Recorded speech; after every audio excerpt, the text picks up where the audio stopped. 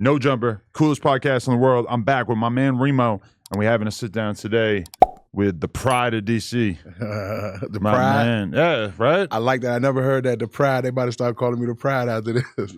Feel free to run with that. That's some old head shit, though. Saying somebody's the pride of something, that's something my dad would have said. That's dope. Yeah, Pride. That's good. You got the voice, the hero, the this, the that. I'm the Pride. I like that, man. It's the first time hearing that. This is why I need to be hired as a writer. How you living? What's going on? I'm super cool, man. I'm good, man. You know, we back in Los Angeles. Great weather. I love it. What you got going on out here? Just a little press run. You know, I just dropped an album called Boosters Keeper, man. So I'm dropping a Deluxe this Friday on the 22nd. And I just want to rub shoulders and just, you know, still do my thing. I still believe in the natural way of marketing and promotion too. Putting your feet on the ground, going to go shake hands. And you feel me? I don't like to do just straight marketing from the iPhone and the laptop. No, I feel that, yeah. Still, as much as we have the opportunity to interact online all the time, the face-to-face meetup is probably more important now than ever. Of course, yeah. I believe so for sure. Definitely. And last time we did the interview, you were still coming home and getting used to your reality and everything. Yeah. Absolutely, yeah. Yeah. So is that like a distant memory, or is that still kind of alive in your head? It's still kind of alive in my head, man. The government got it as to where they not through with me yet. It's an everyday struggle for real. I made a lot of mistakes when I was a younger, you know what I'm saying? So I'm paying for it as an adult. But outside of that, I'm super cool and I'm blessed, you know what I'm saying? 100%. I just spanked the DNA test yesterday. I'm good. With DNA test for... Yeah, this is like my fifth one. What, a girl was trying to put a baby on you? Yeah. Really? Yeah, this is like my fifth one. Damn. All of them, not the father, not the father, not the father, not the father, not the father.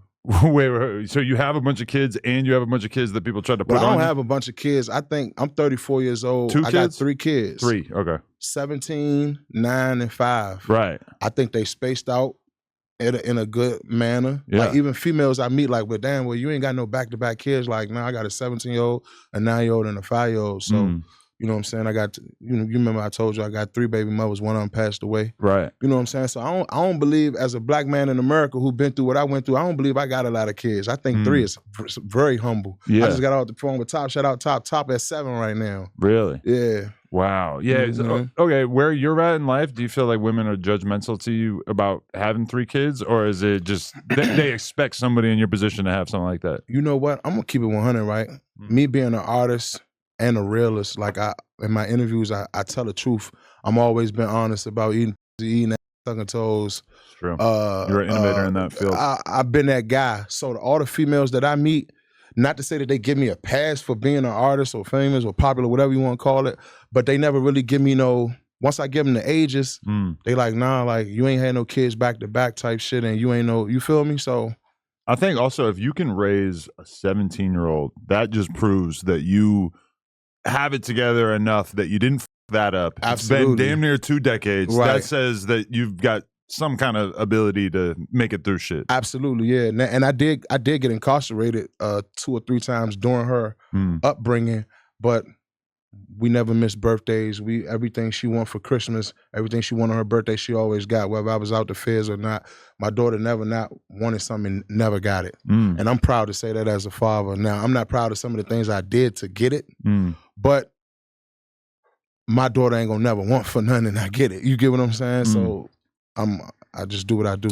Damn. So when you just said that you used to be on some freakier shit, that just really reminds me of how crazy the Slutty Boys era was. Like, because you were definitely the first rapper, Remo, I bet you don't remember this, but the first rapper who ever had a picture of him eating ass going viral on the internet. Absolutely. I don't remember that bit. Yeah. And it was like in public too, right? In public. And well, I ain't gonna say it was in public, but we was having a great night that night. Because if you look at the picture, you know that I didn't take it. Number 1, number 2, I didn't know the picture was taken. Right. And this is way before OnlyFans. Yeah, this was before OnlyFans, and this was back in the media takeout days and shit like that. Yeah. You know what I'm saying? So, yeah, that shit definitely went viral. Was that intentional for that to be released, or was that a surprise? I can name out of like, I remember it was like 5 females in that hotel room that night. I can name 2 that was in the room. But I can't say who took the picture. I can't say who put it out. Right. And I remember getting a call from a female friend whose name I'm not gonna say because she just got engaged and all type of shit. they thought it was her originally. You know what I'm saying? And that went viral. Oh my God, Fat Trel and such is on camera doing blah, blah, blah. And it wasn't her. She just had the same back tattoo as the female who it really was. Oh, okay. So, but yeah, nah, we had a good time, man. Would you describe it as embarrassing, or were you just kind of like, well, people are getting to see how I'm really living my life? Nah. So you gotta think, I was like, what, 19, 20 at the time, number one. Right. Number two, I ain't really give a f. You know what I'm saying? You know, in my music and my personality, what I portray, the world know when it come down to that, I'm a nasty nigga. You know what I'm saying? But like I said, I didn't take that picture and I didn't put it out. Like in the picture, you can see both my hands is in the picture. I didn't take it. I didn't put it out. I still to this day don't know who put that picture out. But it didn't hurt me at all. Did I think about my daughters eventually seeing it? Yeah. I don't know if my oldest have or not, because she never brung it up to me. And I was young, so I really ain't give a f for real. Yeah, and I mean, it's hard for people to probably remember that in that era, 2011, or that might have been. This is still like an era where you have rappers like often talking about not eating in interviews. That was like the cool mafioso type attitude to have about shit. So I think it stood out to people a lot more. Whereas now, if you hear a rapper talk about eating, it's not really gonna surprise anybody. But you know what's crazy is that I still have now my Instagram, my original Instagram got deleted, but I still have my first original Twitter. So sometimes people still at me and show me that picture, like, you know, or they use it as a meme. It's been used as a meme a lot. So if I were to write like a history of rappers who portrayed themselves doing anything sexual, that for sure would need like a whole chapter, because I think that broke shit open. Yeah, it did, man. I was open with speaking the truth when I first touched the scene, and still am. I'm just more mature and more. I believe my music is more fine tuned now. I know my sound. I'm in my best pocket right now, but in the beginning, it was nothing for me to go through shit like that for sure. Right, 100%. Damn, good old times. Okay, so. What have you been going through in life? Anything in particular, or are you just enjoying yourself and taking care of the kids and working on the music? What's life like these days? Life right now is like, I'm just enjoying the ride, no homo. I mean, well, you know, I ain't even trying to say no. I'm just enjoying the show, man. You know what I'm saying? Came home, I'm still blessed. You know what I'm saying? We dropping music. You know, Boosters Keeper just had Skiller Baby, ESTG on there, Millie's on there, Almighty on there. JIDK on there, you know what I'm saying? The Deluxe gonna have a lot of special artists on there as well. So I'm blessed, you know what I'm saying? We still traveling the world and brushing shoulders with artists. We still working. I just got a lot of business done out of Chicago. I was just at Durk's last show, the Birthday Bash show.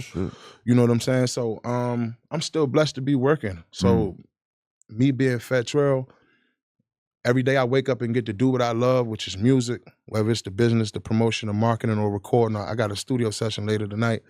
I'm just blessed, bro. Is it weird coming out and having to kind of compete in some sense with, like, you know, 18, 19-year-old kids that people are listening to now? Absolutely not. Nah, it's not. Because you got to think, like, when I was coming in the game, I was trying to compete with the J. Cole's and Big Sean's and Wale's, Meek Mill, Drake, all of them. So, and you know, Adam, I still tell myself I'm still I'm a blessed and humble kid from Northeast Washington, DC. You always got to keep that in perspective. Yeah, all that. Majority of the things that I accomplished, I couldn't have foreseen for myself when I was coming up in the streets. I didn't see me making it out of DC. I didn't see me making it to my 19th birthday. Like, you know what I'm saying? I really thought I was gonna get killed in the streets or get a life sentence. So competing with younger artists, nah, I love it. And it's dope to get in the room with them younger artists and brush shoulders with them and make music like the Skiller Babies, the ESCGs. Like, I love that shit, bro. That shit fun for sure. Yeah, how you feel like the music industry has changed since, like, you've been gone and you coming back? Like, what's some changes you noticed that you like, oh yeah, shit a little different? One of the big changes was when they took all CDs out of Best Buy and Target and shit like that. Yeah. Heavy on the stream universe now, and everything's a stream this, stream that, stream this. But outside of that, I seen, I don't know, I just feel like the record labels want I want you to live a certain type of lifestyle in order to sell records. And, you know, long live my men, free my men, man. You know, we trying to keep it true. We ain't trying to follow no trends and do what we ain't trying to do the devil's work, man. You feel me? What kind of lifestyle you mean? What you mean by that? Like, you think? Meaning like they want you to have this certain type of aura or persona in order for them to sell your records. You know what I'm saying? And I ain't gonna go too deep into detail because I ain't no weird nigga. You feel me? And I don't want nobody to ever feel like I'm sneak dissing it on no type of level, because a lot of these niggas is real niggas. You feel me? But a lot of things that's being done on Instagram Live and all this shit that's being done, you don't necessarily have to do that to sell records. And I believe that a lot of the youngers or the youth feel as though that's what need to be done in order to sell records, and that's not the case. Yeah, because a lot of I've heard you mention that you don't really do diss records and that you think that shit's corny. That it's evidence. Yeah, it's all evidence. All this shit is evidence, bro. I'm sliding on.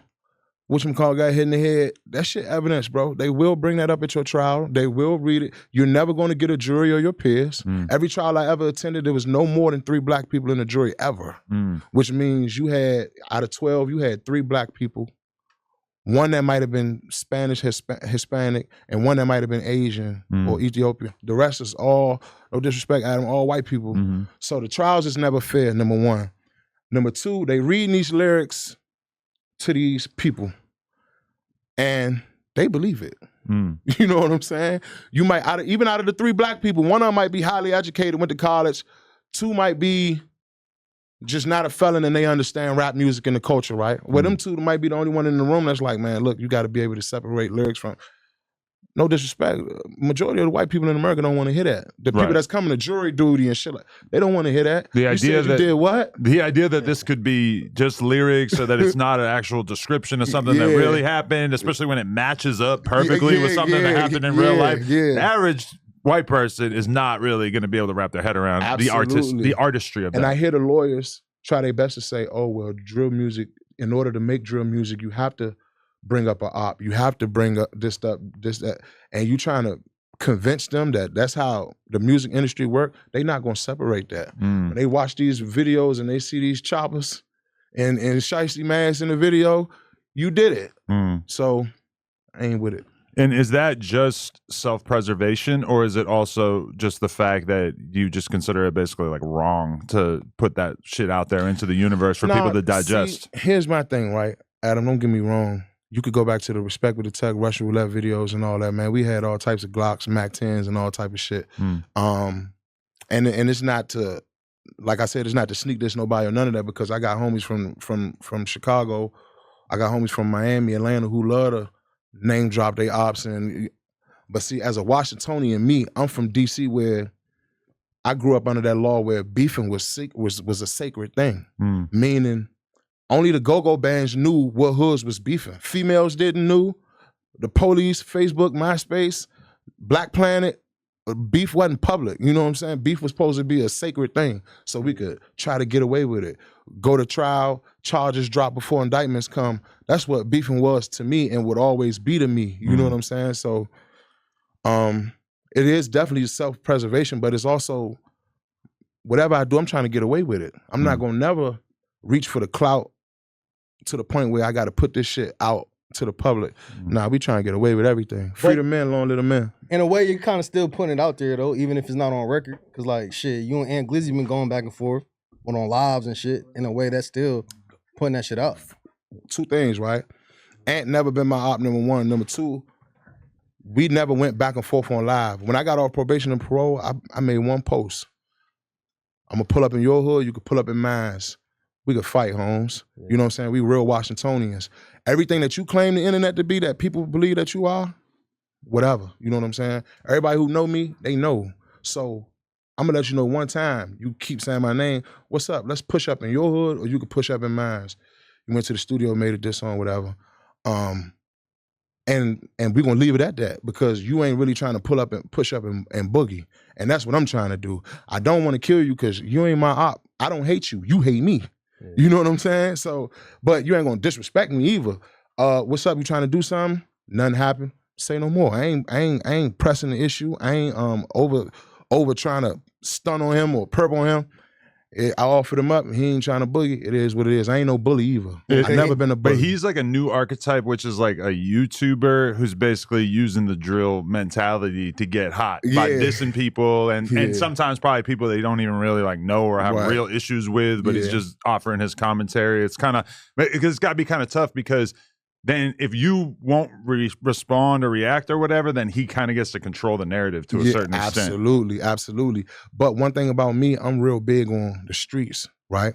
So internet people who comment and, you know, all these people who make fake pages in order to support these guys and all that, I'm not worried about how you feel about Fat Trel and Martrell Reeves as a man. The streets of Washington, D.C., no. As a Washingtonian, you never allow somebody to tell you, man, I'm gonna pull up in your hood, or you could pull up in mine. Let's boogie. Everybody from that hood, no, man, you got to go do something. You got to go see him. He trying to fight. He ain't trying to. What's up? Is you ducking that shit? You know what I'm saying? Like, so once that's said, it's already written in stone. Like, if you ain't trying to boogie, cool. You know what I'm saying? Like, but I ain't no bully either. So I'm not gonna press the issue. I'm not gonna get on these platforms and salt them down. You know what I'm saying? Like, I see people DMing me that he was a police officer on Halloween. I'm not the type of dude that's gonna say, man, this bitch ass nigga was a police officer on Halloween. Nah, Washingtonians know you could be anything in the world you want to be on Halloween. You chose to be a police officer. I'm not gonna speak on that. The streets know. So I'm not worried about what the internet know. I know what the streets of Washington, D.C. know. Yeah. Because now on the internet, it looked like how he portrayed it looked like he kind of like got one of the biggest voices in Washington right now. Yeah. It probably looked like that on the internet. So that's not really what it is, though?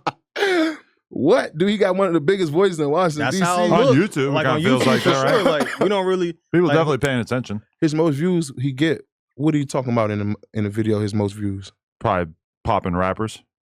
Probably that he has Trel. issues with, and probably Fat Trel. As of lately, you and him are going back and forth, but and he's been saying a lot. Mean, y'all could believe what y'all, like, look, y'all out in California, y'all working, y'all tuned in from the internet, like I said, bro. So the internet got one perception, streets know. So where the beef with y'all even stem from? Because is it because he ain't never? Is it because you didn't do the interview? It was never no beef. It was never no beef. It was never no beef. I'm not even the type of nigga that's about to sit right here and keep talking about him. Yeah. Because I said what I had to say. Nothing got done.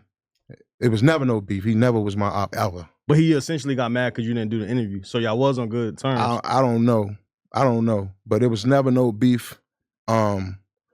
My hood is a very public hood in Washington, D.C. To this day.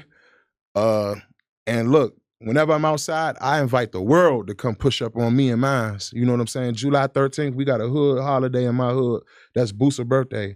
The whole D.C., Maryland, and Virginia, and niggas come from Philly. We had New York niggas, some Miami niggas pulled up. On July the 13th, every year in my hood, the whole entire Washington, D.C. is welcome to come in my hood for that one day. And that's a definition of what type of nigga I am in the hood I come from. Like, come on, man. Everybody know me. Everybody know about the Pinnacles in East Street. With the narrative of internet people, what internet people believe, because I'm not going to clear nothing up. I ain't clearing no rumors up. I ain't, what? He said what? That never, I ain't one of them niggas, man. You know what I'm saying? The streets know. That's what I'm going to keep saying. Definitely. Yeah, because, I mean, I seen... At one point, he went back to his neighborhood, and it seemed like he was moving very, very carefully. Like, this was kind of a big deal for him to go back. I must have missed that. It was like maybe a year ago, 6 months ago? Yeah, I probably missed that. Oh, okay. Yeah, I ain't see that. Interesting. Okay. Well, I got one more question about that shit. Because he definitely said that the reason he don't really fuck with you is because your homie Young Mo got him locked up. He said that Young Mo... Baby mama put a police report on him and shit. Man, listen, man. That's cap. But listen. That's internet shit? Come on, man. Like, the streets know. You hear me? Yeah. But was that an issue where you ran into him back in the day and had issues with him? Like, stemming from the time where Shy was this big rapper and everything, and you guys were kind of... Never. Okay. Never. That never. Nah, me and him... I ran into... When me and Shy had problems, I ran into Ant one time. That was at Stadium. And... he walked right past me. I walked right past him too. You know what I'm saying? It was nothing. Me and Ant never beefed. We actually got one song together, so me and him never beefed. He was never my op. All the little rumors that J-Mane asked me about him chasing Sosa out the city and all that, that was cap too. And I'm gonna leave it at that. That shit cap. So, and I'm the type of nigga that even if a nigga die, I never say what was done that night. You know what I'm saying? Because God rest my dog's soul, but the streets know. You get what I'm saying? So I don't have to get on the camera and say what happened. The streets know. Does it ever feel weird, though, that you have a more old school traditional approach to how you talk about shit, but then meanwhile, like, dudes who are much more open seem like that kind of coincides with the younger generation a little bit more. Like they almost expect that of their rappers, and they don't really understand the code of the silence. So you said, does it feel weird that I have that approach? Or just does it feel weird that the fans almost seem like they expect or respect that more? No, it's not weird because you got so many people who doing it for them, Adam. You gotta think, it's a lot of fans who think that's the norm. Show me how gangster you is. Get on live, show me your gangster. Go on live and shoot a gun in traffic. Right. Put the bodies in emoji style in your caption. They think that's they think that's how you supposed to do. Record labels think that too. Right. Record labels really want that too. So, but I ain't mad at that. I'm under my own law. I've heard rumors about labels shelving artists who they signed, basically like wanting them to keep beefing with people, and then they don't want to do that. They want to make softer music, more woke music.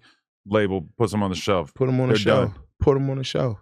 Man, look, at the end of the day, these people trying to maximize how once you sign this paperwork, I'm trying to get as much money out of you as I can. And these are the list of ways that I think I can get this money up out you.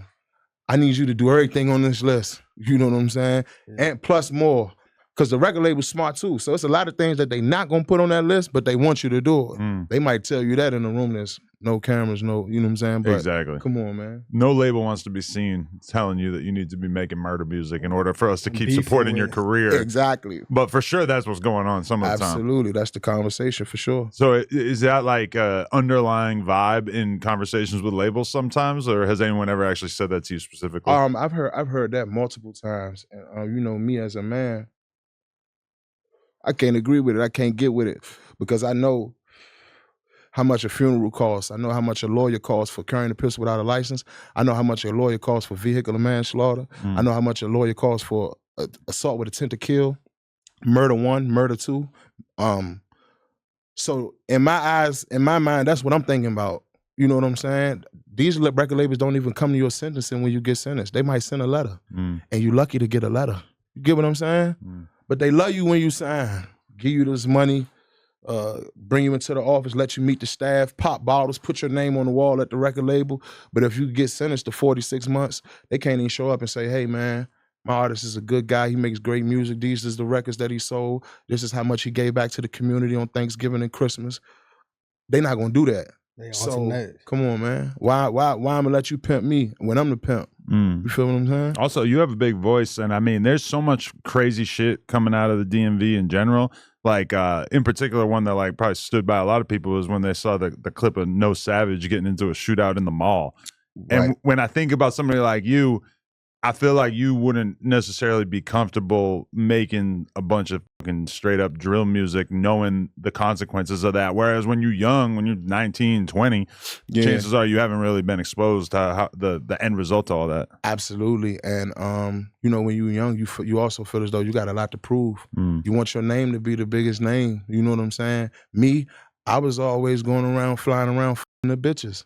I was always posting 3-4 bitches in my bed at night. This how I sleep. This how I woke up. Bitches in my living room stripping. I was living in LA. That's how my name was going up. You know what I'm saying? And the females that I was dealing with at the time, I ain't gonna say their names, because like I said, they grown and engaged and all type of shit. But I was going viral for the bitches I was with, because they was with this rapper, but they was sneaking around with Trel in New York, or man, I just saw her with Trel in Tallahassee, but she was with a superstar. That's how my name was going up. So as far as my name going up on some other shit, I ain't with that. Is that not worth it from your perspective, though, to have all them girls around and be doing the Dan Bilzerian lifestyle? You say, is it not worth it? Yeah, is it not worth it, or is that still attractive to you, or are you more comfortable just being settled down with one girl at this point? Nah, I mean, when it comes to the, like, I did that already. You feel me, Adam? So it's like, do I feel as though I still got to do that? Nah. Bitches know what's up with Trel, the artist. You know what I'm saying? So my music now more so is like, I'm just letting you know that, look, I'm a grown man that just came home. I still love my trenches, but I want my youngers to do better. I'm paying a lot for appeal lawyers and you know, funerals is back to back to back to back to back to back. And so that's what I'm on. So not even your own legal situations, but helping out your friends? Absolutely. Yeah, my responsibilities never stopped. And even when I went to prison, my responsibilities ain't stopped. Never. I don't think they ever will, because that's the type of heart I got and the way I was raised. Like, I'm from Northeast, so we real family oriented, you know what I'm saying? And dog need bruh just called out here, he asked for $50.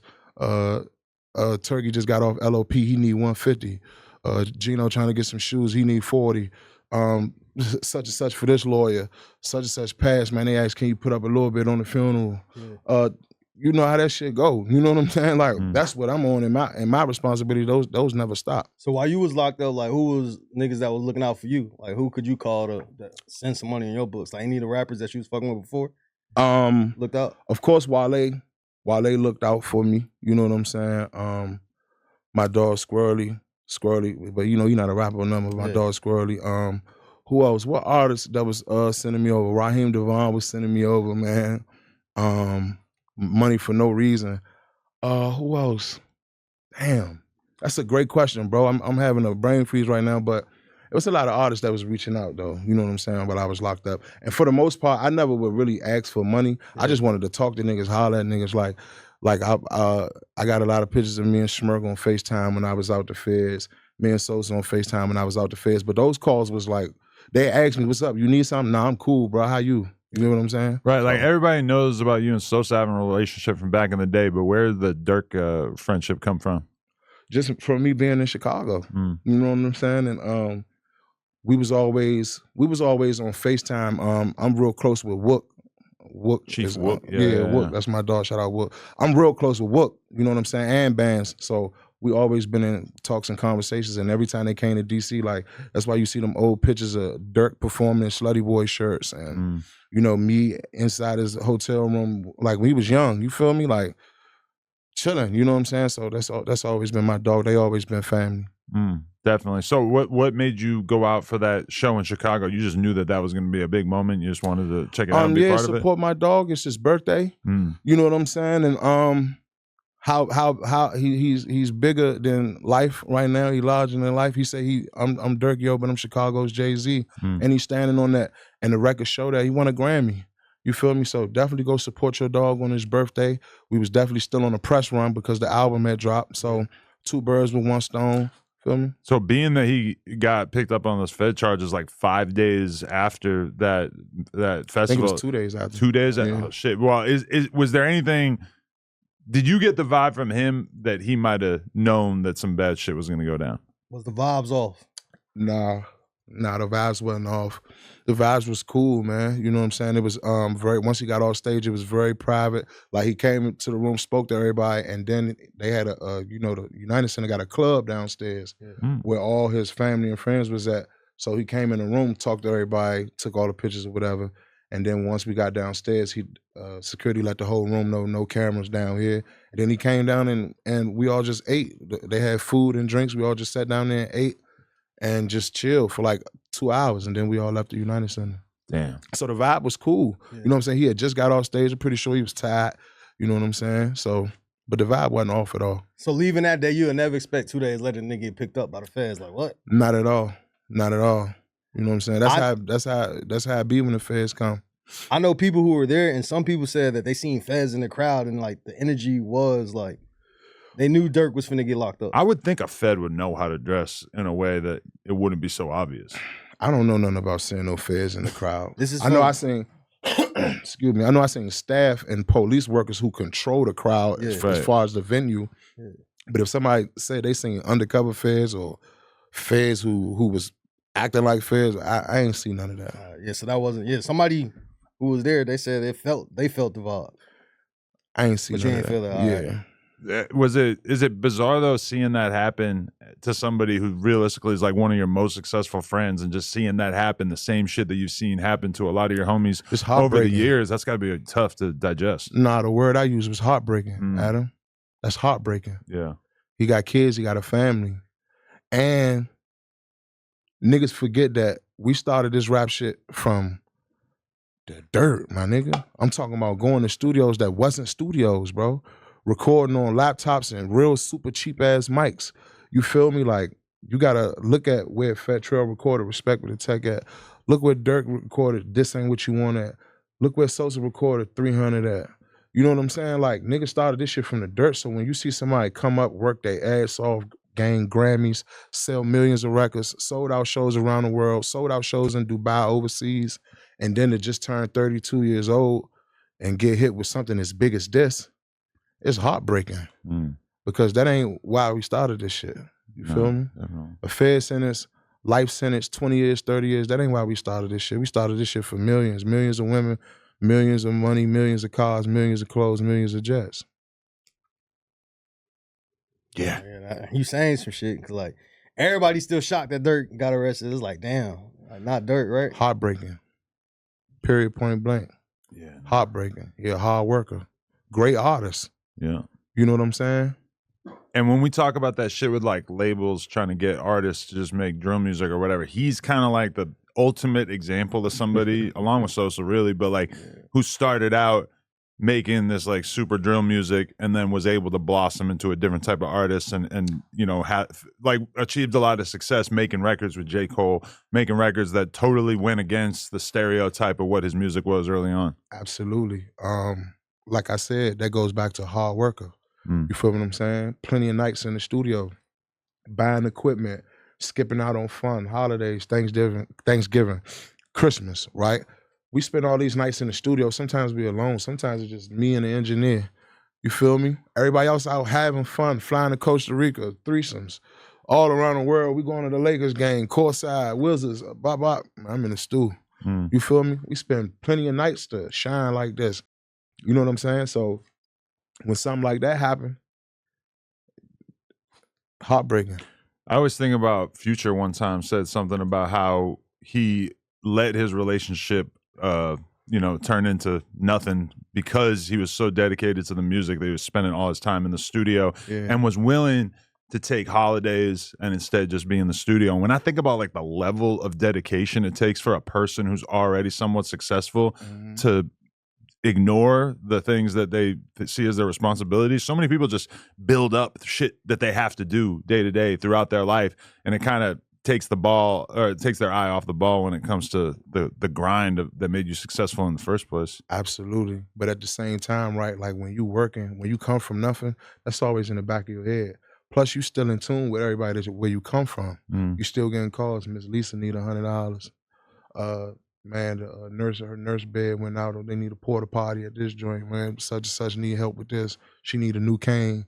You still in tune with them anyway. So, damn, I got to work my ass off because these are the things that I do that the world may never know. You ain't gonna never know how much grocery money I give out in my hood because that's not a public thing. You get what I'm saying? So, hard work, man. Hard work. That's always in the back of your mind. So, yeah. A lot of people have been comparing Durk and Sosa, saying like, look how smart Sosa is that he got the fuck out of Chicago basically as soon as he became successful. When you look at that, like, what informs your decision on that? Because you seem like you're still out in DC a shitload. I'm in DC a lot because I'm still tied to the city through the government. They really ain't trying to give me no leeway on moving. Really? Necessarily, yeah. And then Which when that I got seems off, crazy because that would probably be the best thing that you could possibly do to stay out of trouble. Yeah. But as far as when the world compared them to, right? First of all, those are two good friends, so I'm not really gonna speak heavy on it. But what I will say is that everybody make their own decisions for specific reasons. You feel what I'm saying? And so when people could try to compare how smart Sosa is to Durk, y'all don't really know them. Y'all on the outside looking in. You know, you ain't gonna never know who the smartest. You get what I'm saying? And whatever decisions they made them for a reason. God don't make no mistakes. You feel what I'm saying? So. Definitely. Okay, what direction you want to go with this, Remo? I seen a video recently of some guy named Young Fresh. Fresh? Yeah, he from DC. I guess he from DC. I never. Yeah. All right. So the nigga said that he said like he felt like I guess I had a friendship at one time, but he felt like he said he helped you get your chain back and you kind of like shunned him and stopped with him. So he felt like you just kind of like fell back from him. Yeah. And didn't really look out for him. So what's the situation? What is he even talking about? I know Fresh because he used to be a rapper way before I started rapping. What Fresh said on camera was cap. He never got no chain back for Fat Trel ever. For me, period, ever. That never happened. Yeah. So what he said on that camera was cap. And what's going on in his head and how he living right now, I'm not even gonna speak on it because it ain't all the way there. You know what I'm saying? So, but what he said, the streets know that's cap. You know what I'm saying?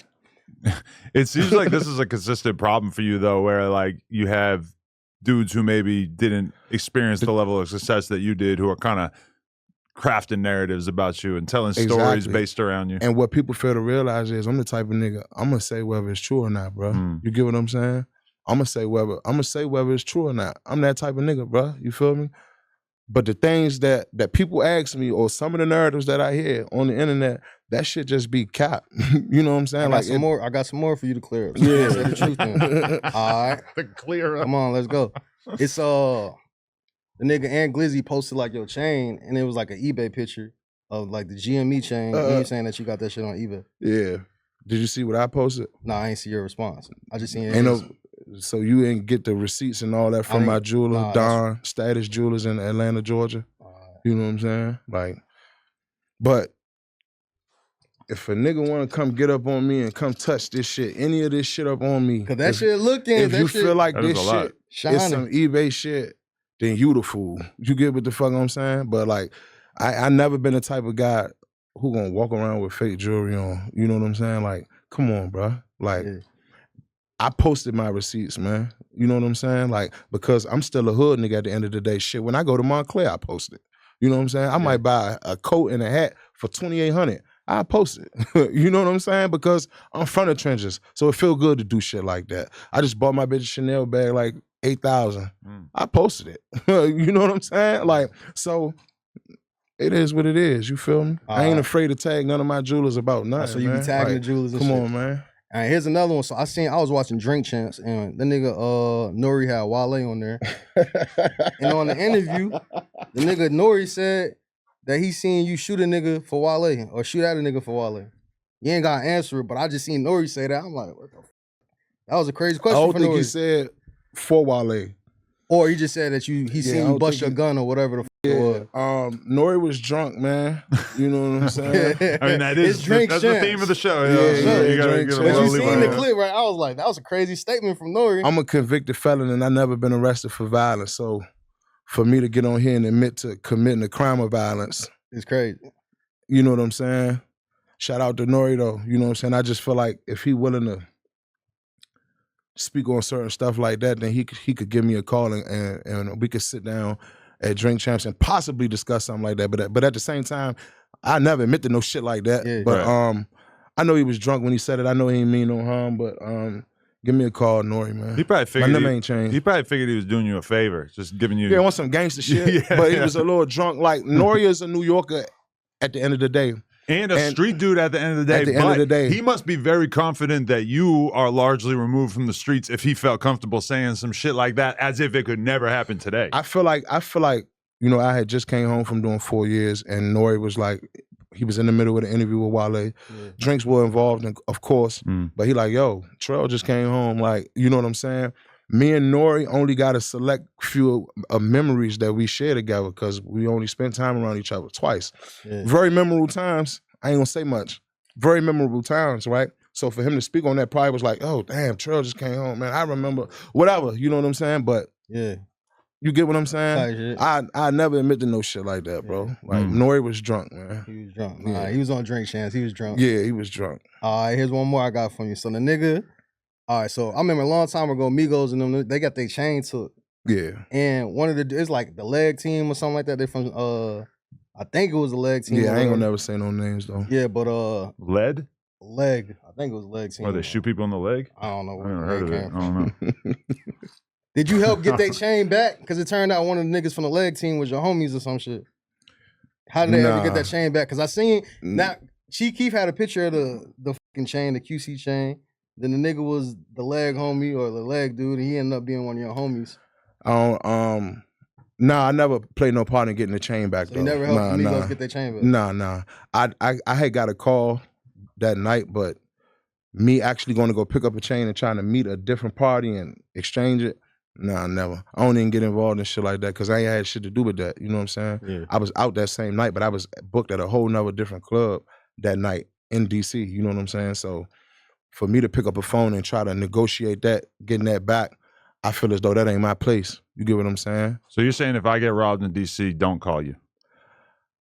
I feel like you would probably you'd be one of the first people I would think of. Ain't nobody gonna rob you in DC. I got no chain man. too, so look, there's a reason. What they gonna take your hoodie, man? Come on, cut it out, Adam. But to answer your question, I never helped facilitated and get nobody chain back in that situation.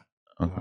Do you think because another thing that like with Shot Glizzy, a big moment in his career was when Black Youngster got his chain back on camera. I don't know if you was in jail locked up, but do you remember seeing that? Yeah, I recall saying something about that. Do you think that hindered or like hurt Shot Glizzy's career at that moment? Because that was like a big thing. Like at that time, it was like, damn, like he kind of, it was backlash. Like him getting his chain robbed was the thing, but also like they were mad at Black Youngster for like doing it on camera. Niggas felt like he could have did that off camera. I'm not sure whether that helped or hurted him because I wasn't in a circle with him at the time where that was going on. So I can't say whether his bookings went up, whether his bookings went down. Yeah. I can't say whether his features went up, whether his features went down, whether his show price went up, whether the show price I can't say. So to answer that question, if I gave you an answer, I'd be welling. I'd be capping. You know what I'm saying? So, how often is it a thing though, like when niggas getting their chains hacked and took and niggas is like helping getting it back behind the scenes though? Like, that happens a lot. It happens a lot, bro. It really do. But I think it's a testament of who you trust and like how you move around as a man. You know what I'm saying? How much do you really value your life? Not saying, again, I always say, man, I ain't sneak this to nobody, talking down on nobody. Yeah. I'm not saying that when something happened to you, you don't value your life, you should have moved back. I'm not saying that. What I'm saying is certain things happen to certain people because you put yourself in certain situations. You know what I'm saying? Whether purposely or inadvertently. You know what I'm saying? So, but you know, that's an often thing that happened to rappers, man. Rappers and jury and, you know, being around the wrong people at the wrong time. And then another question, like, do you respect, like, how do you feel about, like, niggas who chain might get took and they buy it back from the nigga? Like, is that respectable, honorable, or, like, just let them niggas have it? Yeah, buying it back is crazy. But that's the thing. People be doing that shit. Yeah. So, I mean, no disrespect to whoever do it, but buying it back, nah, I wouldn't agree with that. You couldn't wear it after that? Like it would just be too fucked up of a memory to be having that on you? In my opinion, I couldn't wear it after that, if that was to happen. You know what I'm saying? I pray to God it never happened to me, you feel me? But wear it again, nah, I couldn't. But niggas rather buy it back than have a whole bunch of people just rocking your pendant over and over in videos and shit, right? I don't know. I just feel like there's a certain way you should go about that. But buying it back is not an option at all. For you, in my opinion, no. Yeah. I could picture a way that you could get it back that then you would probably really want to wear it after that. Break it out. Hey, Adam, how you doing, baby? You all right? I'm chilling, yeah. I'm over here sipping this Reposado, man. Right, what's more important in terms of having longevity in the game and not having one of these disastrous situations happen to you? Is it all about moving right, or is it about staying out the way? You seem like you do a pretty good job avoiding a lot of this bullshit. Right, yeah, but the way life worked though, right? You can move right and get into some shit. You feel me? So I think it's a balance of everything, moving right, staying out the way, doing unto others as you want them to do unto you, right? And I say that to say, be careful of the energy that you project out into the world. You feel me? Not everybody take these things lightly. You so gangster, niggas want to see how gangster you is. You know what I'm saying? Like, nigga trying to, everywhere you go, a nigga trying to test your gangster. And for what? Well, shit, you so gangster, right? You know what I'm saying? Like, this is shit that they say to themselves. You feel me? How you go from being a fan and saying, yo, I want a picture, bro. And then you be like, all right, bet, say no more. And then once I get right here, I snatch your shit and run. Like, what the f make you feel like you could do that to me? That's a shiesty move. You know what I'm saying? Like, but I don't know, man. I feel like it's so much glorifying the snake shit and backdoor and shit. It's so much things that's being glorified that we never believed in. Now that it's all different types of situations happening, though. People are kind of proud of being a backdoor artist these days, which is kind of wild. Yeah, man, to each his own. Yeah. That to me is not something I would ever want to brag about, even if I was living that life. Because it's like, to me, I'm the kind of person where if I perceive you as robbing people and getting over on people, I mean, I don't want to fuck with you because I just assume I'm next on the list once you get a little bit thirstier. As a man, right, I appreciate everybody honesty who let me know who they are.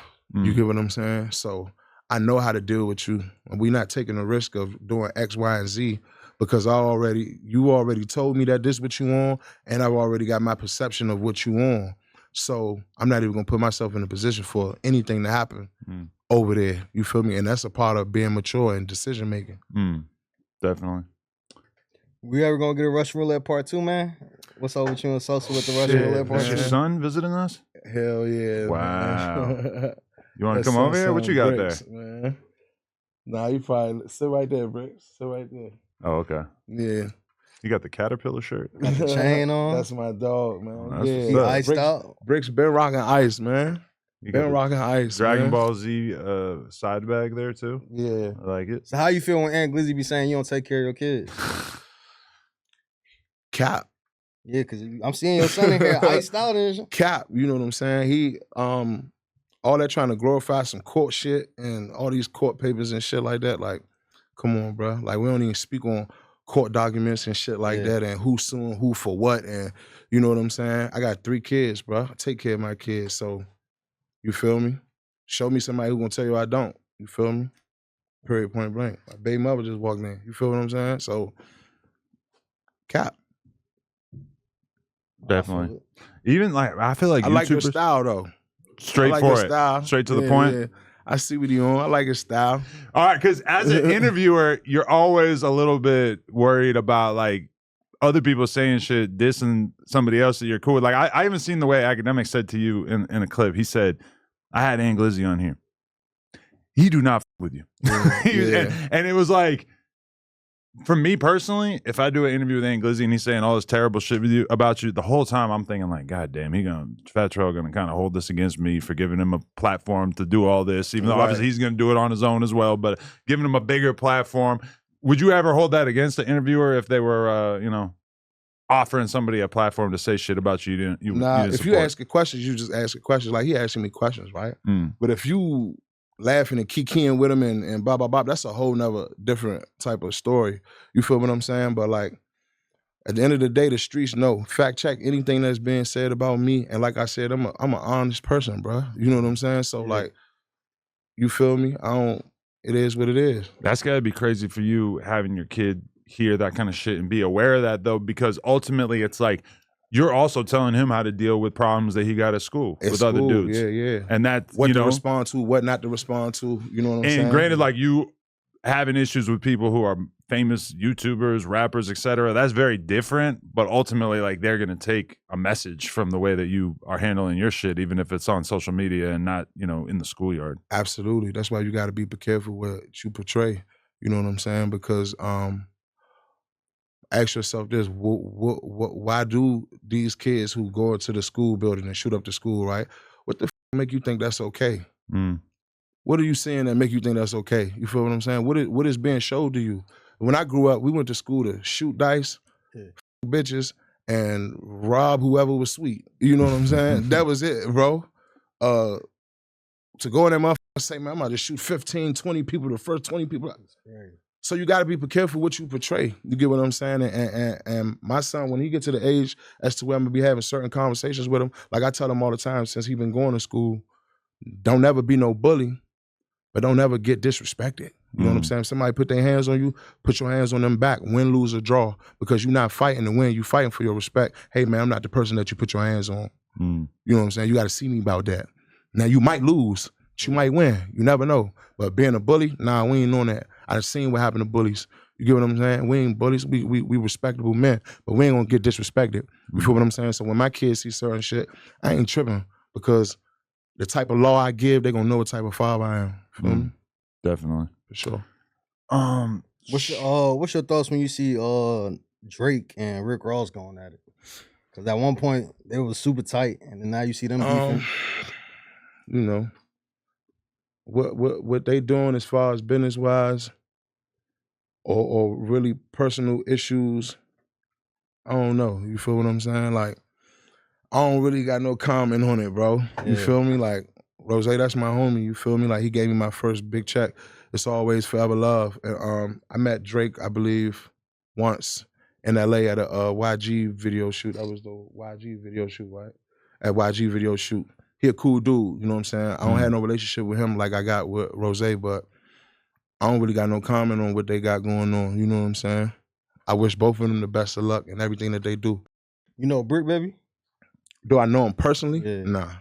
I just had to ask. He be knowing so many people, I figured you. Yeah, nah, we had a conversation before on Instagram, but I don't know him personally. I don't even think I met Brick Baby in person. Yeah. Well, he has a story from back in the day with Ant where he allegedly got his weed stolen by him, right? I think Ant Glizzy stole like an ounce or two from him or some yeah, shit. yeah. Oh, I never even heard of it. We never fully got to the bottom of that. But I didn't even know they knew each other. All right, I'm going to take the opportunity. You just mentioned Brick.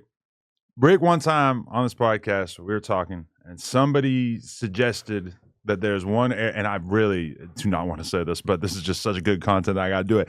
Somebody suggested that DC produces more zesty individuals than any other part of the country. Now, I'm not saying that, and I do not mean to offend you by saying that, but I got to know what you think of that statement. Here's my personal opinion on that, right?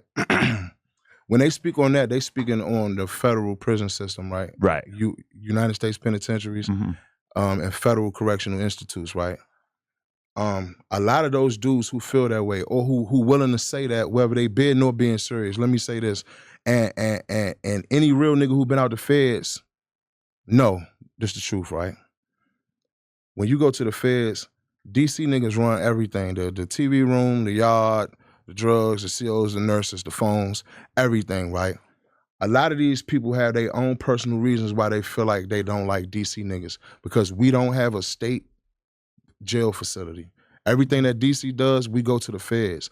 So we run every federal compound because we the deepest. Okay, y'all deep. That's interesting. That makes sense. You get what I'm saying?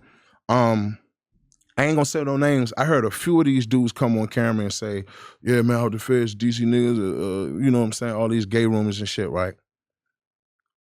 9 times out of 10, and I'm just being honest, I'm being a real nigga, they would never say that to a DC nigga in their face, out the feds, never. You know what I'm saying? What they doing is they just giving their interpretation on how they feel about DC niggas after coming home from the feds. Ask those same people, did they express that to DC niggas in their face while they was out there? Never. Too deep. Go the hardest. Slang the knife the most. Every state in America know that about Washingtonians. And if they say that's not true, they flat out welling. Yeah. We might have just started something. We're gonna bring that conversation up again.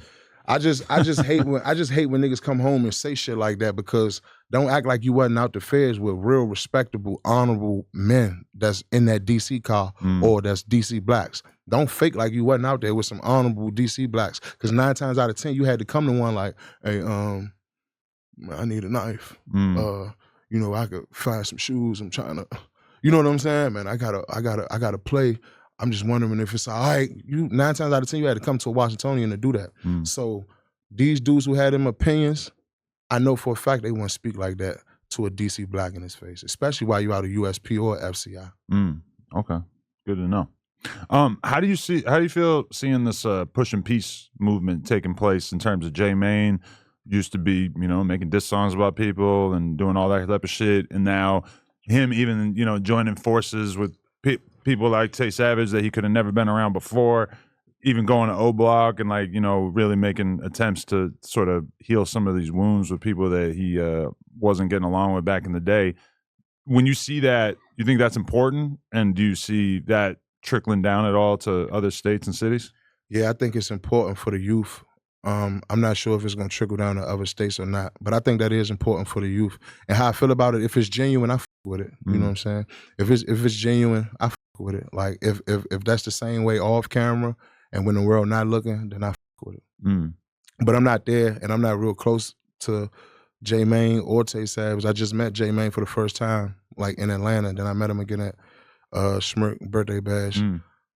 But if it's genuine, I f with it though for sure. Right. Yeah, no, that's been a very positive development, even though it's never going to be easy. That's one thing I've realized from watching it happen, because there's always going to be people dying to call you a hypocrite, people from your side saying that you're turning your back on your dead loved ones. It's like, if you want to put yourself out there and try to make that change in the world, it's for sure going to come with a lot of bullshit too. But he seems like he's very committed to it. If he is, I fuck with it. Yeah. Yeah, no, definitely. If it's all just a big play, no, but I don't get that vibe from him at all. I think he's really trying to change his life. Yeah, I'm not saying that though. I'm not saying that. That's what I'm just saying. Like, but that's the narrative. Some people saying it's a play. I don't know. I don't even want to get that deep into it because I'm not even from there. You feel what I'm saying? But if it's genuine, I fuck with it though. Like, I don't see nothing wrong with that idea. You know, they probably do feel like it's been enough death, been enough niggas getting life, man. You know what I'm saying? So enough is enough. And that's probably where they at right now. And if it's genuine, I f with that. 100%. What was the video you had like your hands up and the police seemed like they were detaining you? Yeah, so niggas were saying you was meditating. I'm not gonna speak on it for too long, but all I'm gonna say is this. One officer was telling me put my hands down, the other one was telling me keep my hands up. I had my hands up for so long that they eventually dropped like that. But I'm not gonna look like you were meditating. Yeah. I'm not gonna speak on that because that's an open case. But for sure. You know, I seen the comments. They was like, "Man, my boy praying not to go." Yeah. They ain't gonna say what I came home and did, but you know, it is what it is. Who would you put on the Mount Rushmore of DC rap? They keep asking me that question too, man. The list is fluid, man, but I get asked that question so much. You know what I'm saying? And you got people who respect their opinion, but you got people who feel like a nigga capping or whatever. But it is. Huh? And niggas feel like you leaving them off on purpose. Yeah. But not even that. It's just like you be having certain critics like from certain blogs or certain radio stations like, yo, did he purposely leave them off and bop like, and it's never that. You know what I'm saying? I get asked that question so much. Yeah. And then I'm listening to so many different artists from the DMV. You feel what I'm saying? So it's that too. You know what I'm saying? So, yeah, but who did it to like the highest extent? You know what I'm saying? Like, who did what? The music shit? Yeah, the music shit. Like if you had to put them on there, who's on there? Okay, so who did it to the highest extent? You would definitely have to say Wale. Yeah. Tank. You know what I'm saying? Like Tank sold records. You know what I'm saying? Like I know plenty of bitches who throw on Tank to set the mood. You know what I'm saying? Raheem Devon, Genuine, Maya. You feel me? These are all people who from DC. You know what I'm saying? They made it big way before I even thought about making music. So if you want to go to who did it the biggest, then you got to say all those names. You feel me? A lot of R&B on there. Yeah, a lot of R&B. I didn't even know it was from DC. That you ain't even know. You just put me down. Maya, Genuine. Well, you said DC because I was gonna say Chris Brown. You know, Breezy from VA. So he's a part of the DMV. We accept him. Yeah. You know what I'm saying? But DC, yeah, man. Wale. I feel like you and Shot Glizzy on there. Yeah, you definitely got to throw Shy on there, bro. You got Shy was nominated for a Grammy, bro. Like you got to throw Shy on there. You get what I'm saying? You got to. It is kind of crazy how certain cities have like infinite big rappers coming out of them, like New York and Philly to a certain extent, and obviously Chicago. Chicago has become that over the last like 15 years, big time. Right. But then like I'm from outside Boston. And it really stands out that Boston has not had a lot of big rappers over the years. And I feel like DC's kind of like, as much crazy street shit as there is in DC and all this type of shit and the culture in general, it is kind of surprising that it's kind of underrepresented. Absolutely, man. But, we got a lot of great talent coming up. It's a lot of young niggas who coming up who I feel like if they apply themselves, they could become stars. You feel me? Yeah, for sure. You was one of the characters in Academics, Warren Chirac. Like being from DC, you was I think he was trying to throw me in there with a little certain shit. Definitely was one. I seen you in there a lot. He built up a lot of people's identities in the fans' minds. Yeah. We had a long talk about that, man. But that was very interesting. Yeah, he the reason why a lot of people was thinking I was from Chicago, and a lot of people from Chicago was thinking Chief Keef was from DC.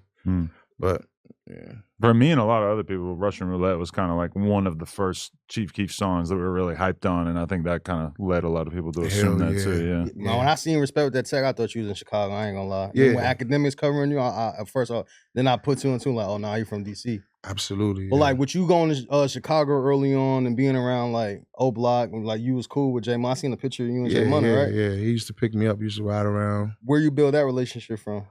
Just I told you, man, it was like we was family, bro. It was like family that just never met. You know what I'm saying? Because you had so many people from Chicago who thought I was from there. You get what I'm saying? So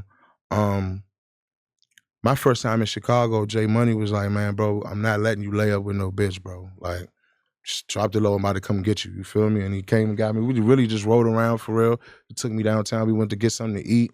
You know what I'm saying? Of course, we went to the block. He showed me the block and shit. But the relationship was just genuine, bro. And I was, you gotta think, I was staying in Chicago 2 weeks, 3 weeks at a time, a month at a time. Yeah. You know what I'm saying? So I wasn't at no hotel. You feel me? I never say the spots I was at, but I wasn't at no hotel, bro. I was really moving through the city, but on the low type shit. You feel me? But he saw it as like the most likely scenario where something could happen to you would be you hanging out with a girl that you didn't necessarily know what she was about. Yeah, nah, it wasn't even that. It was just like, he was like, man, that ain't what we do in Iraq. You feel me? Like, we don't do that. Like, go pull up, do what you gotta do, and it's over with. You know what I'm saying? You never lay somewhere for too long where you ain't 100% fully protected. Now, the spots I was at, if I'm with a female, I got a gun, she got a gun, but it ain't like being with 9 or 8 of them. You feel what I'm saying? In a well-protected place. You over here, you don't know who watching you walk in and out this shit, you feel me? And I think that's where he was coming from. I don't think he was coming from a place where he felt like she would set me up. You get what I'm saying? I just felt like he was coming from a place where he just wanted me to be protected. That's crazy you said that, because allegedly he got backdoored by a female.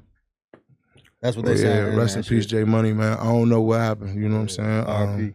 Well, but when you so like, would you be in the O Block early on shit? You ever ran into like King Von or T.Roy? Was they around or they was locked up? Nah, T.Roy was home. Yeah, T.Roy, that's my boy. So yeah, T-Roy I met T.Roy for sure. I met Von once, but that was when he came home. So I didn't meet him early I met him later, like when he came home. We me, Big Swirl, which is Rondo brother, and a dude, what's Brody name? Jubal. We were shooting a video in a hotel room downtown. Jubal got killed. The video's still on YouTube. Me, Big Swirl, and Jubal. We were shooting that video at a hotel downtown. Vaughn came in for like 10 minutes. Dapped everybody up, talked for a little bit, and then left. So, but early on in them days, I ain't meet him. He was locked up. Yeah. It's crazy how like his career took off and shit. Like niggas never seen that for him though, right? Like when you met him, you ain't see that? Nah, he wasn't a rapper, bro. You know what I'm saying? Like, I ain't about to be one of them niggas who gonna sit right here and gas how he was, but when he blew up, I was like, wow, you feel what I'm saying? Like, you know what I'm saying? And his time got cut short, and that was unfortunate, you feel me? Yeah. Definitely. Whatever happened with the Slutty Boys though? Like, why y'all end up all breaking off? Some street shit, you feel me? Basically, some street shit, you feel me? And we just had to go our separate ways, you know what I'm saying? Can you tell me like the origin of that name though in the first place? Did it just kind of occur to you at some point? Like, damn, we Nah, man, that shit really started like back in the MySpace days, right? As to where we was just really inviting a lot of bitches to the crib, you feel me? Like we had that cool arena as to where as long as we paid the bills and like kept the refrigerator stocked, it was like 8, 9 of us in there, you feel me? We got 6, 7 food stamps from all types of crackheads, you know what I'm saying? So we kept the refrigerator stocked, and she really gave us the rule of the house when you had to go to school. You feel what I'm saying? We was doing our thing. So the name came from us just always having girls at the house, and they started calling us that on MySpace. That shit started on MySpace. We took the name and ran with it. Yeah. So yeah, damn. So none of y'all like associate at all? Only one of us still associate. Me and the other 2, we don't associate no more. P-Wild, you know. I ain't gonna, you know what I'm saying? Cause P.Y., he the nigga that dropped he had dropped the Ant Glizzy diss song back in the day. I'm the type of nigga where even if we fall out, you feel what I'm saying? Like, even if we fall out, I ain't even gotta take it there, you feel me? Decisions was made, and they could be good decisions or bad decisions, but as a man, it's okay to sometimes go separate ways. You feel what I'm saying? It's not no love lost. I don't want to see you hurt or nothing happen to you, but you know, we just go moving on and building. It's cause all right, so they said niggas' names went bad in paperwork or some shit, or something like that. You know what I'm saying? Right.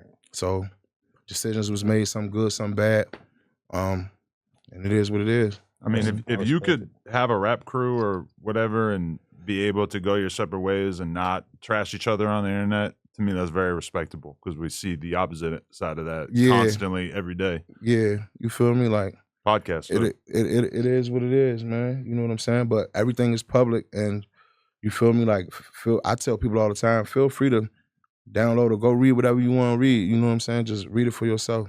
You get what I'm saying? Like, that's what type of man I am. You feel what I'm saying? But all my paperwork say the United States versus me, Trel Reeves. Never had a co-defendant my whole life, and no crime. You know what I'm saying? So anything, my Fed number 74064-007, my DC 354588, Trel Rashad Reeves. If you want to look up anything on me, all my paperwork say United States versus me, and it's gonna stay that way. So when somebody come with me with some shit like that, that's what I tell them. You feel what I'm saying? Search me up. I respect it. Definitely. There's like a narrative that some people have put out there saying that Wale didn't do enough for DC. Do you feel like that's your responsibility, or somebody like him, that's their responsibility, that it's not just enough for you to blow up yourself, but you also have to put on other people from where you're from? I feel like no matter where you're from, it's always good to show love to local artists where you're from. Is it your responsibility to pay for studio time or buy beats? Of course not. If y'all get together contractually, right, then that's different. But are you gonna reach out to every podcast in California and attempt to help them, give them loans for microphones and cameras to everybody because you're a big podcaster? Nah, you're not gonna do that. You're gonna show love to different people who work in your field because y'all work in the same field. But is you gonna reach out and attempt to help every single one? I highly doubt you're gonna do that. You feel me? You're gonna wear yourself thin trying to do that. But however opinions people have about him, that's their own opinion. My opinion of him is different. You feel me? Yeah, because like you and Wale could for sure both vouch that keeping your own career going strong is a full-time fucking job in the first place, and definitely a full-time job, and never feels like it's a 100% sure thing. Like it takes around-the-clock work to keep the shit going. Like, don't get me wrong, right? All confidence aside, we humans, we doubt ourselves sometimes too. Is this song hot? You know what I'm saying? Especially as many years as you've been in the game. Do they really love me? Is they gonna show up tonight? We doubt ourselves too. It's so much going on in our mind as to where, like, you can't just look at it and be like, yo, help me. You know what I'm saying? Man, you lit right now. I need you. You know what I'm saying? Like, if it come around, if it happens, cool. But you know, like I said, a lot of people got different opinions of Wale. My opinion of him is different. You feel like it is some rappers though who kind of turn their back on you though? Nah. Player ass answer, because the laugh let you know it probably is. But you ain't gonna say it. Nah, I respect it. Shit, let me see what else I got for you. How you feel about Trump taking office, man? You in Washington? I don't know. You know, I was locked up. I did my whole 4 years during Trump's term. You know what I'm saying? So I wasn't home from the COVID and stimulus and PPP, how happy everybody was. But me growing up, I never cared who the president was. Nothing that the presidents did ever affected me and my community until that First Step Act shit came, which Obama wrote up, but it went into effect when Trump was in office. A lot of people came home from that. That's the only thing I ever seen. In my eyes, I seen people benefit from a decision the president made. Outside of that, my whole life growing up, I never really understood what presidents did. I still kind of don't to this day. I ain't gonna fake like I'm this super smart ass nigga. You feel me? I still don't know what some of their decisions make, what they cause. You know, I know this person against abortion, this person want to legalize weed everywhere, this person want to build a wall, this person don't want a wall. I know all that shit, but as far as him winning, it is what it is. But you just said some shit though. You said Barack Obama wrote it up, but it went in effect when Trump was in office. Because I hear a lot of street dudes give Trump the credit of like, oh man, that nigga got me out of jail. I'm under the impression I seen dudes coming home off that First Step Act shit. It was just a different name, right? But I seen dudes coming home off that shit when Barack wrote that shit into play. You feel me? Like, I know people personally who would tell you Barack got me home. You get what I'm saying? I know a lot of dudes who gonna say Trump got me home. So I say that to say that's the only thing they ever did that affected my community that I could say I witnessed with my own eyes. Outside of that, I don't know. You know, I heard one of them against food stamps and daycare. I don't know if it's true or not, but this is the things that you hear in passing. You know what I'm saying? I don't vote. I never vote. I'm a felon, so I could care less either way, honestly. Yeah, a lot of people are kind of delusional about the extent to which whoever's president is going to impact their life on a day-to-day basis. It feels like a lot of people think the economy's fucked up right now and all we have to do is elect Trump and shit's going to get a lot better. And I feel like the next 4 years are going to be a little bit of eye-opening for a lot of people. I'm not sure how it worked. Like I said, like I'm super uneducated when it comes to politics, right? I'm interested in seeing how it goes because I heard so much. I was locked up during his first presidency. Mm-hmm. So I don't know though. Shout out to him though. How you feel about Durk? Cause you know he locked up, but he said he in PC. Feel like that's a smart decision.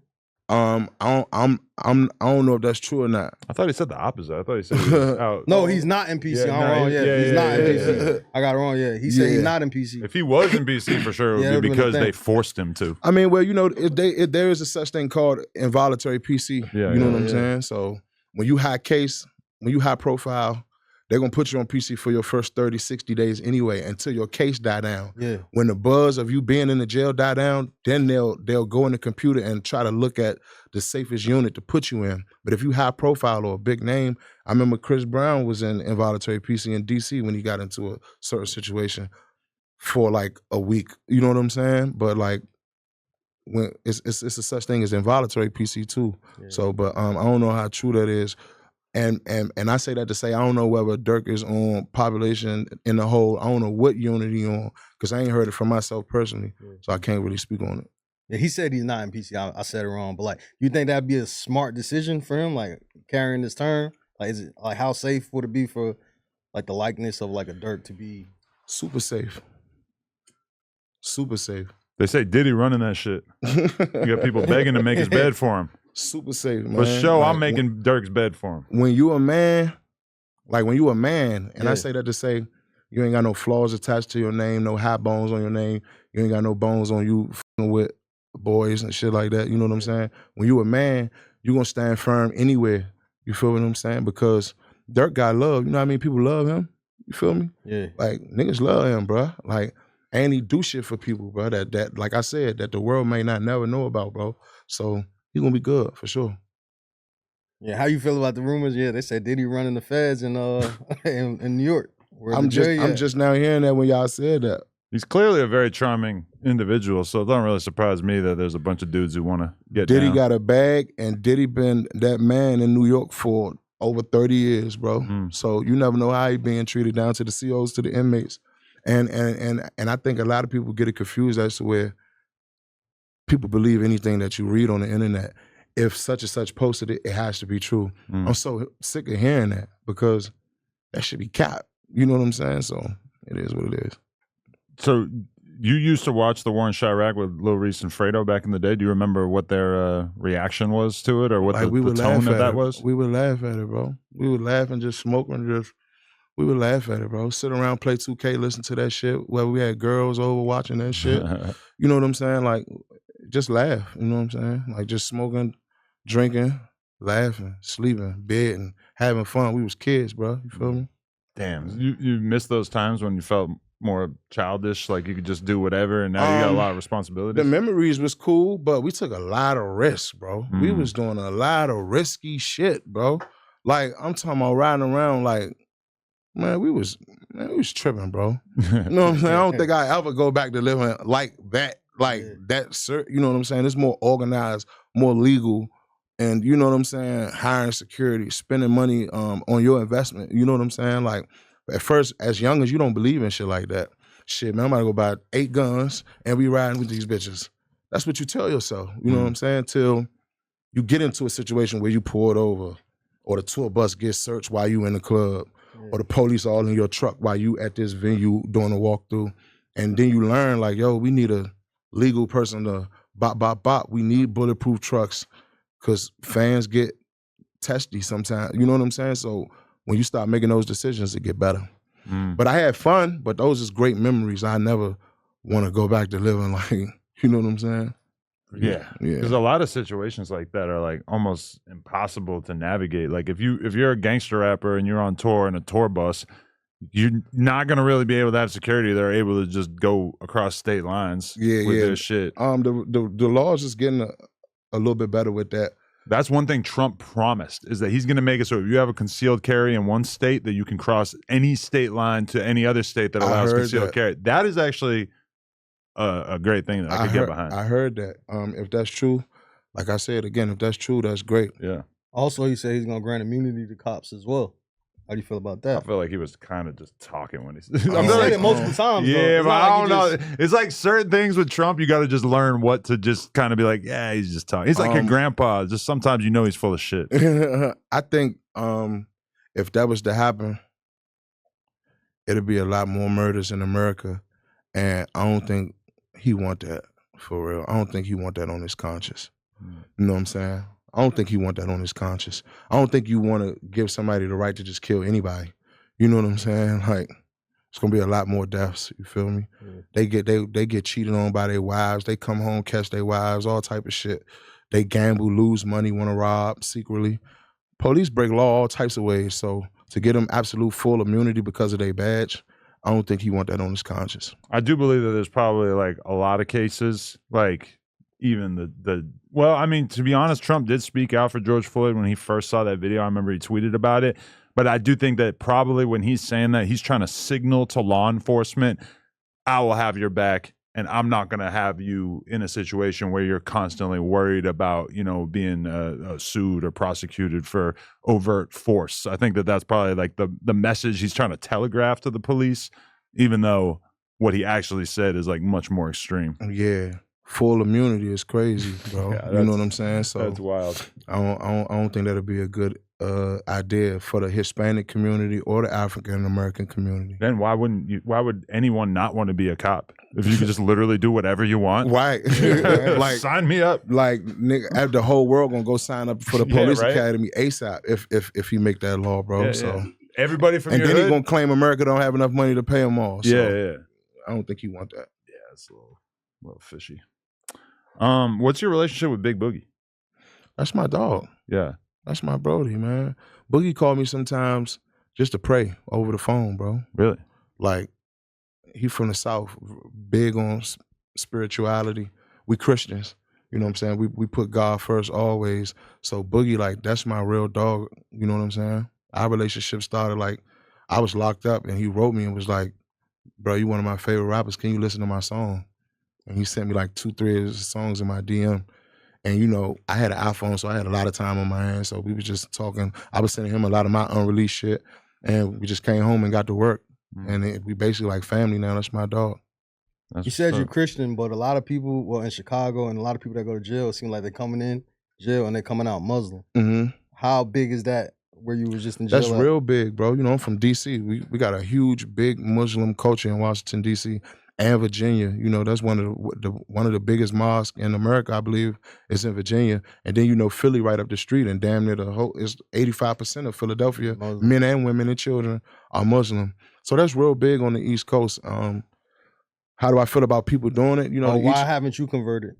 Because I'm a cold-blooded Christian, bro. My grandmother and my mother raised me. I've been in church since I was a little boy, so no disrespect to the Muslim culture or the Muslim religion, but I just don't see myself converting into a Muslim. I'm a cold-blooded Christian. I believe in what the Bible says. No disrespect to Allah or the Quran, because a lot of my family members is Muslim. You get what I'm saying? But yeah, I'm a Christian. But it is a common though, because a lot of people might end up being Christian and convert to being a lot of I've witnessed I've witnessed a lot of Christians convert to Muslim. Right? Yeah. And then I also seen a lot of Muslims who left the Muslim culture alone and converted to Christianity, bro. I seen that a lot. Adults, grown-ups, you feel me?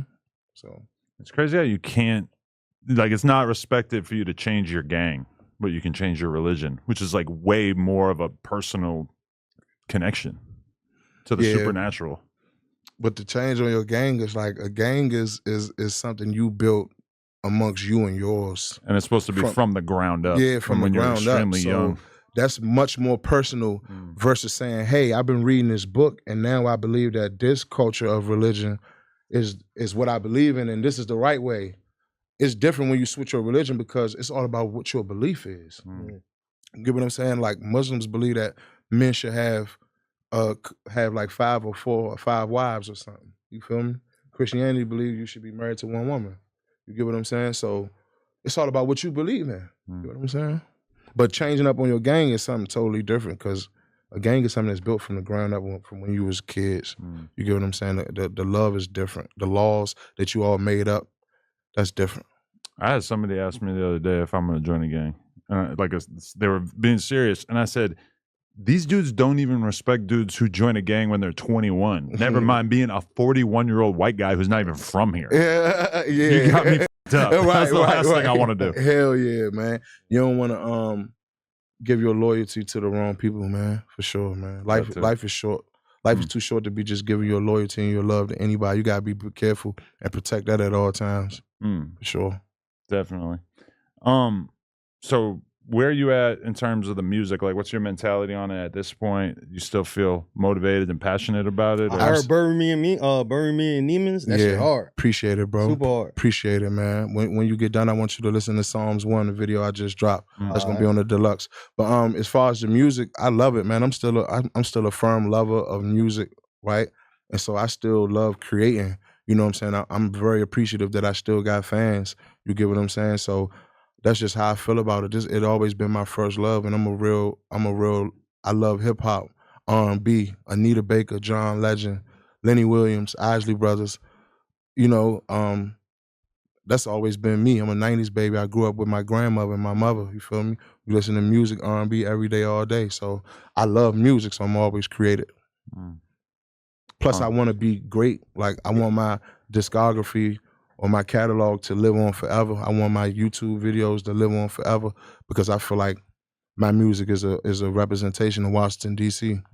For sure. Yeah, it seemed like you definitely put time and effort in what you're saying and shit. You're not just cranking shit up. Yeah, and I'm not trying to chase no sounds either. Like I'm staying in a pocket that I love, that sound good to me, that I know my fans could appreciate, but I'm also trying to articulate myself to the point where you understand where I'm coming from and you're not just listening to my shit for the hook and for the bass.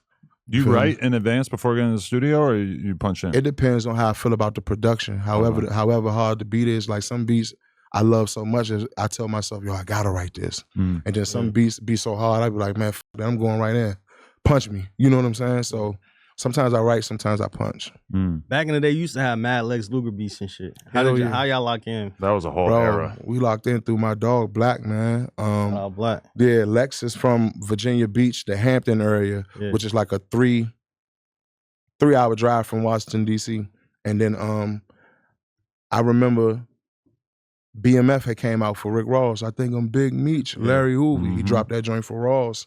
And that shit was the hardest shit out right then and there. And everybody was like, yo, who the fuck was that producer? Well, my dog called me. He was like, yo, you want to meet Lex Luger? I'm like, what Lex Luger? BMF Lex Luger? He like, yeah. I'm like, man, get the fuck out of here, man. He like, nah, for real, bro. He from Virginia. He said we could pull up to his studio tonight. I said, let's go. We loaded the trucks up, went and drove down there. I think Respect with the Tech was the first beat he played me. Wow. Oh, yeah, he did that one. Yeah. Yeah. He did the Feds with me and Chief Keef. He did a lot of shit for me, man. Shout out to Lex. When he came out, that was a crazy era because everybody started biting his shit so goddamn fast. It changed the sound of rap. When Lex dropped, Lex was the hardest producer hands down in the game. Period. Nobody was making better beats than Lex Luger when he came out with BMF and all that shit, bro. Definitely. Well, definitely out of the way. And now Big Meech is home now. It's kind of crazy. Full circle. Just like think about that song and how much everybody was fucking singing that song, and now he's home. All right. Shit. How many songs is gonna be on the Deluxe? Oh shit, that's a great question. So we got about what? We already had 6. How many on the original album? We had 17 records on the original album, Boosters Keeper, and the Deluxe we had 8. So you feel me? Like I just want to get the streets some work, some product. You feel me? What's the process of like you picking out the songs, like what's gonna go in there? I just create, bro. For real. My team just really be sitting down in the studio going through my hard drive because they'll send me shit I forgot about. You know what I'm saying? I got over 660 unreleased songs, bro. So we just be going through records and shit and just be picking shit out. You feel me? Retune some shit or put a new feature on some shit that only had one verse. And, you know, just put it together and drop it for the streets. Yeah, but you got you got to trust one of your guys' ear. Somebody in here. I trust them wholeheartedly, bro, because we've been at this for more than 7, 8 years now. You know what I'm saying? As far as me and Squirty, Black been at this shit for more than 10 years. You feel me? So, and plus sometimes they can hear things that I don't hear. You feel what I'm saying? Some records I like that they don't like. Some records they like, I don't like. You get what I'm saying? And we meet in the middle. That's a part of being business partners and just making good decisions together collectively. Man. 100%. Facts. No, I appreciate you coming through, man. It was dope to man. You sit already down know. again. Yeah. For sure. I'm glad that you got a chance to meet Remo here. Absolutely. My dog, man. Again, I like his style, man. Yeah, he's good, right? Yeah. Slip those federal ass questions in there. I like that. Yeah. I like his style, man. He It's all good. He told me not to call him a cop in any raps, so I had to let that go. That nigga be calling me a cop, man. I ain't no cop, man. I ain't no cop. You might have to change your ways, man. You know what I'm saying? I gotta ask the hard shit. All right, Fat Trel, legend. Appreciate you coming in and sitting down with us. The Pride, right? Oh, Pride. the Pride, yeah. Pride. Oh, I better hear that in the bar. I fuck with that. For sure. Fat Trel, Remo, No Jumper, coolest podcast. Like, comment, and subscribe. We out.